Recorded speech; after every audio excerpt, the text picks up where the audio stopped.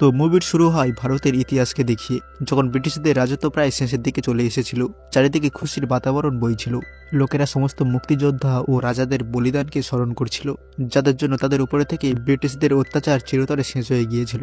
যদিও এখনো পর্যন্ত এমন কিছু জায়গা ছিল যেখানকার লোকেরা এক অন্য দুনিয়ায় বসবাস করছিল, যেগুলোর মধ্যে একটা হলো হায়দ্রাবাদ। সেখানে বহু সময়কাল ধরে নিজামদের শাসন চলে আসছিল, কিন্তু যতক্ষণ পর্যন্ত ষষ্ঠতম নিজাম মেহবুব আলী খান রাজত্ব করছিল ততক্ষণ সবকিছু ঠিকঠাক চলছিল।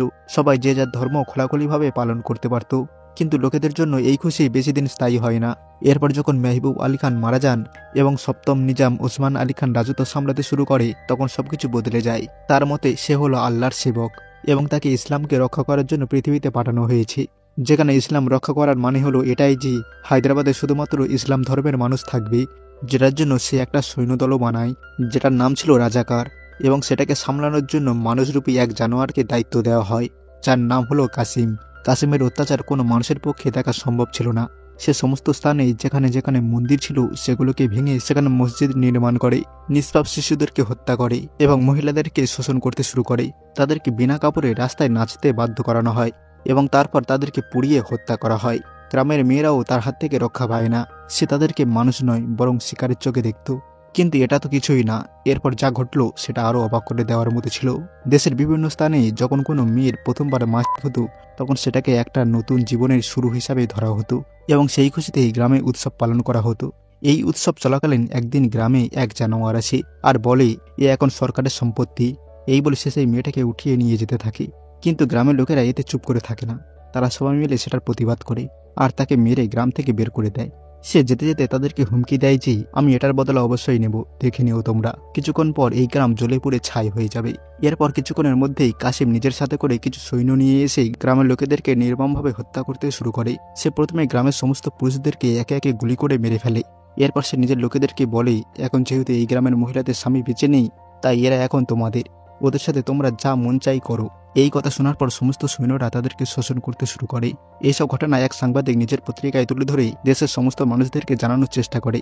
তার সেই নিউজ হায়দ্রাবাদের বাইরে বহু শহরে ছড়িয়ে পড়ে এবং এই খবরটা প্যাটেল স্যারও পড়েন। এখন প্রথমবার প্যাটেল স্যারের কাছে একটা উপযুক্ত প্রমাণ এসে পৌঁছায় যে হায়দ্রাবাদে হিন্দুদের উপর কতটা নৃশংস অমানবিক নির্যাতন চলছে। কিন্তু তারপর যখন এই খবরটা কাসিমের কাছে এসে পৌঁছায়, তখন সে প্রচুর রেগে যায়। সে সবাইকে একত্রিত করে বলতে থাকে যে আমাদের মধ্যেই কিছু সংখ্যক প্রতারক লুকিয়ে রয়েছে, যারা কিনা আমাদের এই মাঝে থেকে আমাদের বিরুদ্ধে লিখছে। তাদেরকে শীঘ্রই শেষ করতে হবে। কিছুক্ষণ পর রাজাকারের একটা লোক সেই সাংবাদিককে খুঁজে বের করে। সাংবাদিক তাকে বোঝানোর অনেক চেষ্টা করে, কিন্তু সে মানুষরূপী জানোয়ার ছিল, যার মধ্যে মনুষ্যত্ব মারা গিয়েছিল। এরপর সে প্রথমে সাংবাদিকের হাত পা কেটে ফেলে এবং তারপর তার মাথা ধর থেকে আলাদা করে দেয়। সে তার ভাইকেও মেরে ফেলে, যাতে তাদের বিরুদ্ধে আর কেউ মাথা উঁচু করে না দাঁড়াতে পারে। এইসব অত্যাচার দেখার পর তিনজন হিন্দুর মধ্যে প্রতিশোধের আগুন জ্বলে ওঠে। তারা সিদ্ধান্ত নেয় যে এখন যদি নিজামকে না থামানো হয় তাহলে অনেক দেরি হয়ে যাবে। এরপর কয়েক সপ্তাহ ধরে প্ল্যানিং করার পর তারা মুসলিম সেজে নিজামের গাড়ির কাছে যাওয়ার চেষ্টা করে।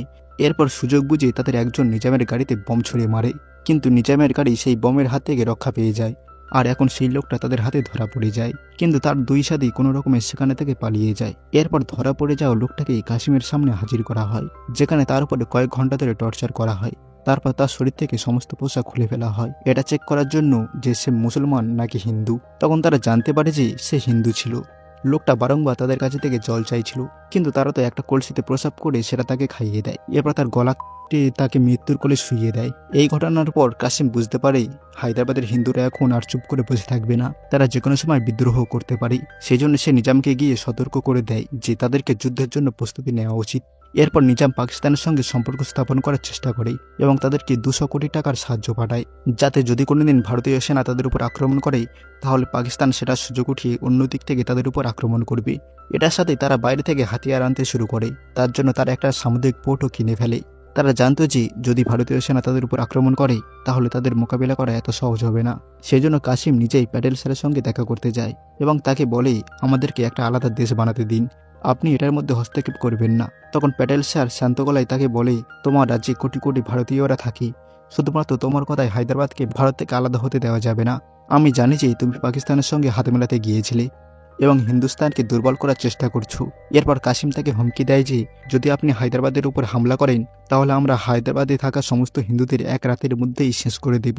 এটার উত্তরে প্যাটেল স্যার তাকে জবাব দেন যে পরিবার তো তোমারও আছে আর নিজামেরও আছে, তাদের কি হবে। এরপর প্যাটেল স্যার নেহেরু স্যারের কাছে যান এবং তাকে রাজি করানোর চেষ্টা করেন যে এখন হামলা করাটা খুব দরকার।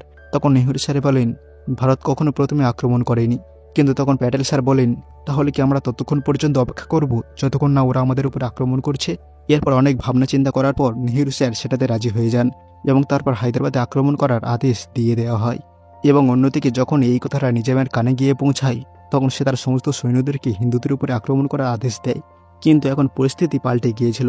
সমস্ত হিন্দুরা একত্রিত হয়ে তাদের মোকাবিলা করার জন্য রাস্তায় নেমে আসে, যেটার ফলে হাজারো রাজাকার মারা যায় এবং পরের দিন ভারতীয় সেনা হায়দ্রাবাদে প্রবেশ করে।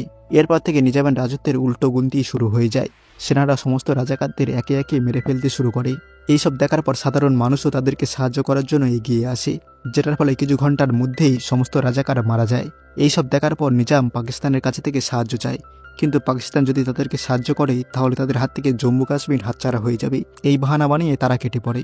এইসব চলাকালীন না কেবলমাত্র সমস্ত হিন্দু ও ভারতীয় সেনারা রাজাকারদের শেষ করতে শুরু করে, বরং বহু মুসলিমরাও খোলাখুলিভাবে রাজাকারদের বিরুদ্ধে প্রতিবাদ করতে শুরু করে। এটার ফলে বাধ্য হয়ে নিজামকে ঝুঁকতে হয়। এরপর নিজাম রেডিওতে এসে বলে, আজকের পর থেকে হায়দ্রাবাদ ভারতের অংশ এবং এখন থেকে এই রাজ্যে ভারত সরকার শাসন করবে।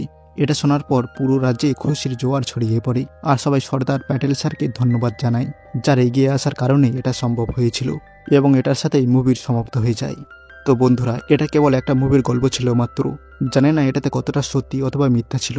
ব্যাস মুভিটা সামনে এলো এবং আমি সেটা আপনাদের সামনে তুলে ধরলাম। মুভির বিষয়ে আপনাদের কি মতামত সেটা অবশ্যই কমেন্ট করে জানাবেন। দেখা হবে পরের ভিডিওতে। Till then, bye by.